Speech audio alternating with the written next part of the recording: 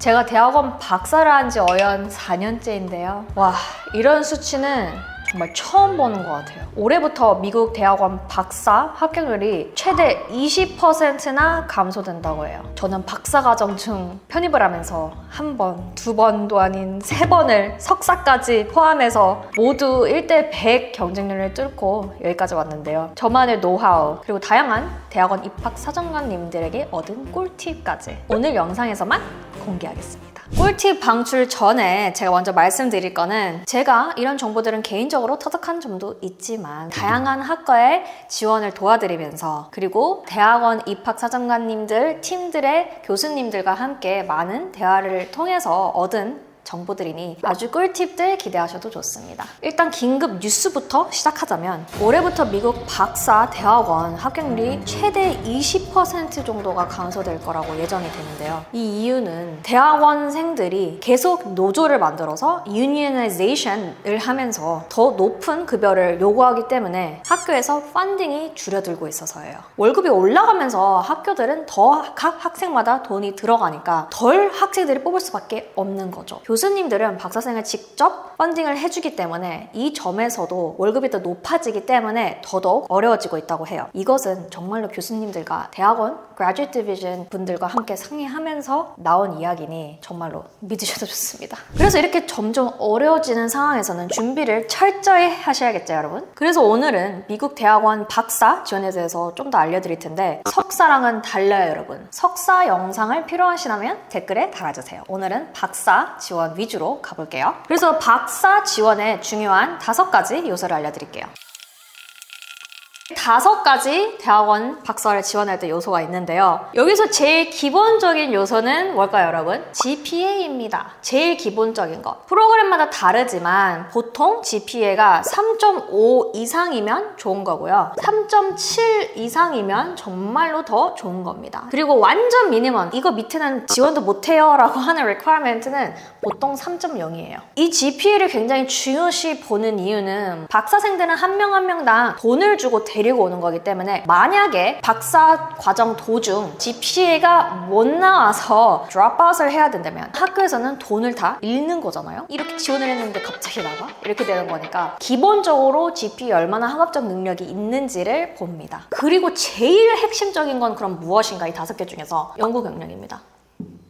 제일 중요해요. 이거는 연구 실력, 포텐셜, 경력 다 포함이 됩니다. 그리고 지도 교수님과 연구가 잘 매칭이 되는지가 되게 중요합니다. GPA가 엄청 높아요. 뭐 막 4.0, 막 만점이에요. 근데 연구 경력이 없다? 아니면 연구가 교수님과 매칭하지 않는다? 그러면 박사에 붙을 확률은 아주 낮습니다. 석사는 조금 덜 보기는 해요. 아니면 석사는 대학교에서 바로 넘어오기 때문에 연구 경력이 박사 지원자들보다 더 많다고 예상하지는 않습니다. 오늘 영상이 솔직히 석사 영상은 아니지만 박사를 이해를 하려면 석사와 박사 개념 자체를 차이가 있다는 걸 아셔야 되는데요. 일단 석사와 박사의 차이를 말씀드리자면, 석사는 돈줄, 정말로 말씀드리기 조금 그런데 진짜로 돈줄로 봅니다, 석사는. 왜냐? 석사들은 펀딩을 안 주고 직접 학생들이 돈을 지급을 하면서 와야 하는 거니까요. 그리고 학생이에요. 정말로 공부를 하기 위해서, 배우기 위해서 오는 학생이라고 생각합니다. 그리고 돈줄이라고 생각하는 이유가, 학교도 비즈니스예요, 여러분. 다 돈으로 돌아가는 기관이기 때문에, 특히 미국 대학교는 돈이 없는 퍼블릭 대학교 같은 경우에는 석사를 의존하는 경우가 많아요. 하지만 박사생은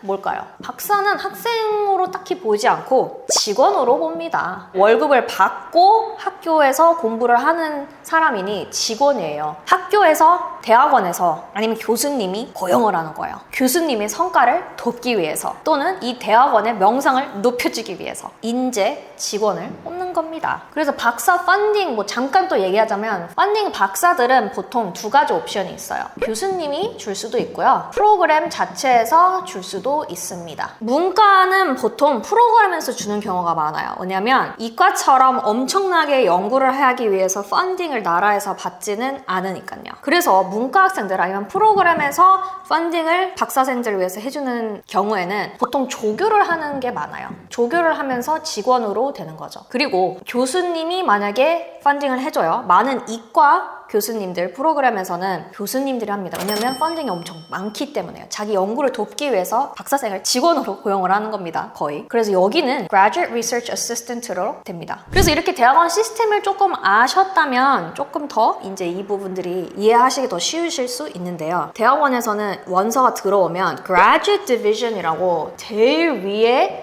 가 있습니다. 이렇게 뭐 집이라고 칠게요. 대학원 입학처라고 생각하시면 돼요. 여기서부터 웬만한 학생을 다 필터링을 해요. 어떻게 필터를 하느냐? 보통은 이렇게 GPA, GRE 이렇게 점수로 미니멈이 있는 자기들이 원하는 그 기준이 있는 선에서 웬만하면 다 걸러내요. 그 후에 여기 Graduate Division에서 필터링이 안 된, 킥아웃되지 않은 학생들은 살아남으면 이제 각 프로그램으로 갑니다. 뭐 예를 들면 Biology 프로그램, 뭐 저처럼 Education, 아니면 뭐 English 등등. 그 후에는 이 프로그램 자체에서 이제 학생들의 개개인을 검토를 해요. 그리고 이 프로그램에 가면 누가 검토를 할까요? 교수님들이 검토를 합니다. 그래서 결국 마지막 선택권은 교수님들에게 있습니다, 여러분. 그러면 지원할 때 교수님 시점에서 생각을 해봐야겠죠? 교수님이라면 내 연구에 같이 참여해서 나를 돕고 논문도 같이 쓰고 그랜트랑 펀딩 이런 것도 지원하고 결국에는 내 퍼포먼스에 엄청나게 영향을 줄 학생 또는 직원이라고 생각하시면 돼요. 그리고 심지어 교수님들은 1년에 많아봤자 한 2~3명밖에 못 뽑아요. 뭐 엄청나게 펀딩이 많으신 분들은 뭐 그 이상을 뽑을 수 있는데 보통은 엄청나게 많이 뽑지 않습니다. 그리고 여기서 교수님들이 만약에 테뉴어를 못 받았잖아요? 그러면 테뉴어를 받기 위해서 자기 퍼포먼스가 엄청나게 중요하니 뽑는 학생이 결국 내가 테뉴어를 받는지 안 받는지에 엄청나게 큰 영향을 주죠. 그래서 자기 일자리가 날아가지 않게끔 엄청나게 디테일하게 학생을 볼 수가 있어요. 제일 중요하게 보는 부분들은 연구 경력이 좋은 학생이겠죠. 제일 중요하니까요. 그냥 전반적으로. 연구 경력이 엄청 많이는 없다고 해도 포텐셜이 굉장히 많이 보인다. 어느 정도? 그러면 또 뽑을 수 있어요. 그리고 경력 외에 내 논문과 내 연구와 얼마나 관심이 있는지, 열정이 있는지 를 봅니다. 그래서 연구 실력을 어떻게 보여주냐, 나의 경력을 어떻게 보여주냐, 당연히 어떤 논문, 어떤 연구를 했는지, 얼마나 지도 교수님과 비슷한지 이런 거를 하려면 석사에서도 굉장히 중요할 거고요. 이런 부분들을. 하지만 대학교서부터 얼마나 했는지가 더 중요할 거예요. 빠를수록 좋아요. 저는 대학교 2학년 때부터 랩 어시스턴트를 하면서 연구에 참여를 하고 3, 4학년에는 제가 직접 펀딩을 프로포설을 내서 돈을 받고 연구를 하면서 졸업 논문까지 썼습니다. 그리고 학회에서도 참여를 해서 발표도 했었고요. 그래서 대학에서 얼마나 내가 연구를 많이 했느냐, 어떤 연구를 했느냐도 중요하지만 여기서 정말 꿀팁 하나 알려줄게요, 여러분. 미국 사회는 되게 네트워킹 인맥으로 많이들 돌아갑니다. 아카데미아 자체가 엄청나게 좁아요. 그래서 자기 분야에서 정말 명성 높은 교수님들은 서로 다 알고 오히려 협업하는 부분들도 많습니다. 이런 교수님들 간의 네트워크가 탄탄하다 보니까 내가 대학교나 석사 때 필드 안에서 명성이 웬만큼 높은 교수님과 같이 일할 경험이 있었다면 아주 많이 도움이 될 거예요. 여기서 명성 높은 교수님은 그러면 과연 누굴까요? 라고 물으신다면 박사 지원하시지 마시길 바래요. 교수님 논문 몇 개만 봐도 누구와 했는지, 어떤 사람들이 사이티드가 되는지 이런 것들도 다 파악되니 논문을 많이 읽으시는 걸 추천드려요. 만약에 명성 높은 교수님이 누구신지 모르면. 그래서 이런 명성 높은 교수님과 교류를 해서 경험이 있어요. 그래서 추천서를 나를 위해 써주셨어요. 그러면 지원하는 대학원 박사 프로그램의 교수님이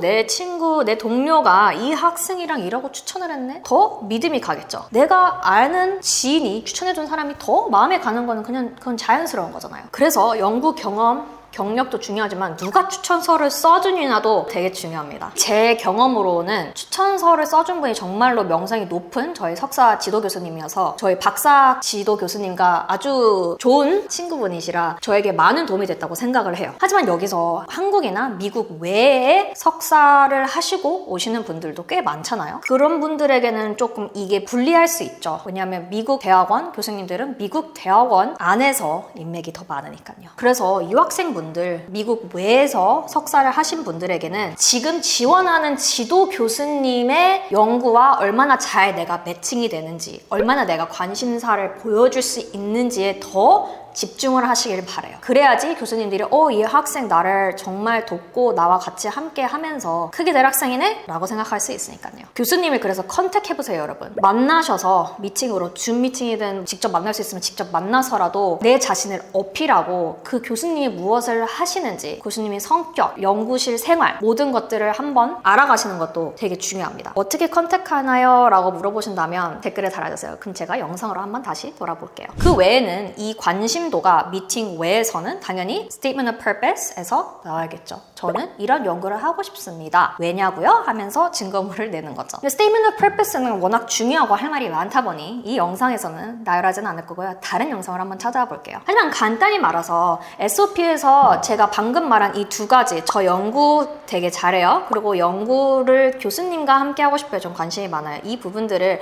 어필하는데 쓸 수 있는 것들이 뭐냐면, 저는 연구 실력이 아주 좋아요. 포텐셜이 많은 학생이에요. 라고 어필하는 거 중요하고요. 저는 이런 연구를 할 거예요. 왜냐하면 이런 관심도가 있고 이런 연구를 했었으니까요. 근데 이게 마침 교수님과 너무 매칭이 잘 되고 교수님과 함께 하면서 제가 더 좋은 학자, 리서처로서 성장을 할 수 있을 것 같아요. 라고 표현을 하는 겁니다. 그래서 교수님 밑에서 제가 이런 것을 배우고 큰 성과를 낼게요 라고 어필을 하는 거예요. 여기서 꿀팁은 지금 해온 연구와 최대한 비슷한, 그리고 정말 원하는 연구가 될 수도 있어요. 그 부분을 최대한 지금 지원하는 프로그램 있는 지도 교수님과 매칭이 돼야 돼요. 왜냐면 그렇게 써도 여러분 대학원 들어가서 합격돼서는 안 해도 돼요.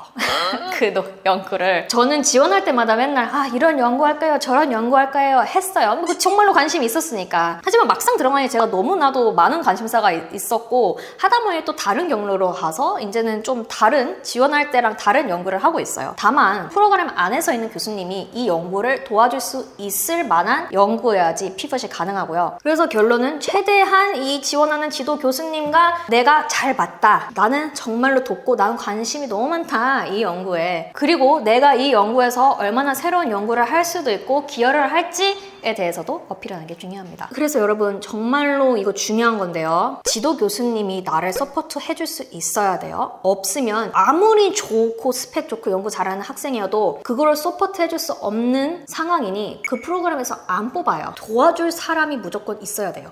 나를. 그래서 나를 잘 뽑게 잘 끼워 맞추시라는 뜻입니다. 그리고 그 외 부분, 연구 경력 외에 GRE 한마디로 좋은 점수가 있다고 해서 합격에 큰 영향을 주지 않아요. 하지만 낮은 점수는 it can keep you out. 특히 랭킹이 굉장히 높고 경쟁률이 높은 박사 프로그램에는 GRE가 낮으면 굉장히 필터링 기준이라고 생각하시면 좋습니다. 그리고 박사 지원의 그 외의 경력들, 여기 없는 것들, 예를 들면 동아리 활동, 리더십, 봉사활동, 인턴십, 프로페셔널 익스피리언스, 대부분 박사 프로그램에는 상관이 없어요. 왜냐면 아카데미아, 학자, 이런 연구하는 리서처를 뽑기 때문에 이런 다른 부분은 크게 보진 않아요. 하지만 서비스 정신이 되게 중요한 프로그램들, 예를 들면 education이라던가 social work 이런 데는 이 외 활동들, 동아리, 리더십, 봉사 이런 게 중요할 수도 있겠죠. 중요한 부분들은 CV에 넣으셔도 됩니다. 그리고 마지막으로는 인터뷰. 이거는 각 교수님들마다 스타일이 다르고 프로그램마다 성향이 다르기 때문에 제가 여기 영상에서는 디테일하게 다루지는 않을 건데요. 인터뷰에서도 교수님이 날 얼마나 원하느냐, 원하게 만드느냐, 그게 되게 중요합니다. 심지어 어떤 박사 프로그램들은, 특히 바이오메디컬 엔지니어링 같은 경우에는 어떤 프로그램들은 아예 합숙해서 이렇게 인터뷰를 해요. 위켄드 비짓이라고 와서 교수님들한테 보고 프로그램 성향을 배우고 대학원생들, 형제, 박사생들과 교류를 하면서 프로그램을 배우는 기회인데요. 여기서도 심지어 박사생들이 나를 평가하고 이렇게 인터뷰 과정이 되게 1박 2일 막 이렇게 긴 학교들도 있어요. 이게 정말 스트레스 받는 게, 연구실에 있는 학생들이 얘 우리랑 일을 할 수 있을까? 얘 우리 와서 감당할 수 있을까? 이런 것도 평가를 당할 수도 있는 그런 경우도 있습니다. 인터뷰 되게 중요해요, 여러분. 그래서 마지막으로 정말 이거는 그래도 없으면 절대 안 돼요. 뭐가 제일 필요할까요? 라고 하신다면 정답은 그저 교수님이 나를 간택하느냐 안 하느냐, 그게 정답이에요, 여러분. 취업이랑 똑같아요, 여러분. 많이들 말하지만 박사는 노예라고 하는데 교수님에게 얼마나 사랑을 많이 받았느냐, 간택이 당했느냐에 되게 중요하다 보니 이런 부분들이 전반적으로는 그에 맞게 포장이 돼야 합니다. 그래서 오늘 영상이 조금이라도 도움이 되셨길 바라고요. 질문 있으시면 언제든지 밑에 댓글을 달아주세요. 그러면 다음 영상으로 찾아뵙겠습니다. 안녕!